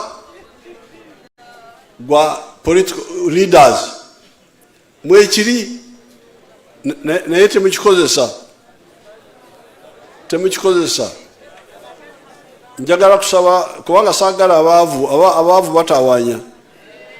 Abaavu tebatereera bannange, babeerawo bamagamaga.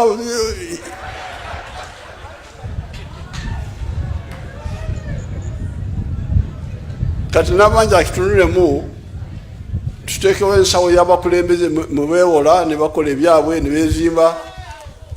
Emisala ya gavumenti bwerutereera baluganyulwa, naye beezimbe, tubateekerewo ensawo, tubateekerewo ekkubo. Mutulire nabanja mwogere tuteekemu ssente, tuyinza kuteekamu ssente ne weewola n'okola, weewola n'okola, n'okomyawo saako y'abakulembeze. Kisobokera ddala. So with these few words, it is now my pleasure to declare closed the conference of the leaders of the 7 districts. Thank you very much.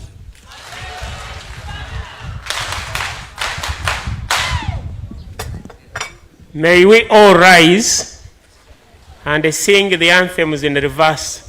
This time round, kansaba abebyuma baba tukulembera, one verse for each of the anthems.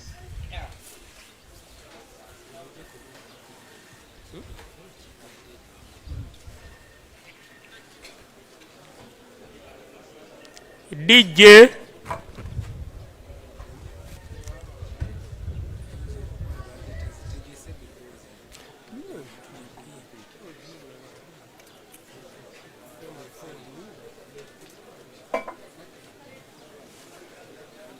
anthems.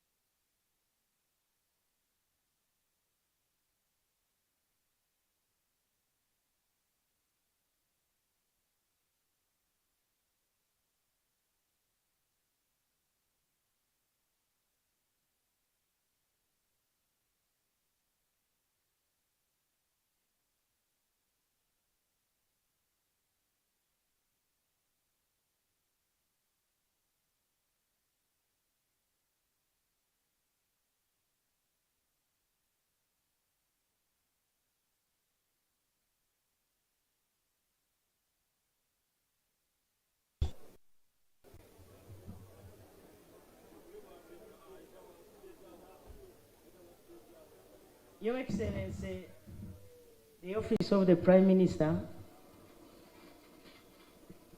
struggled to plan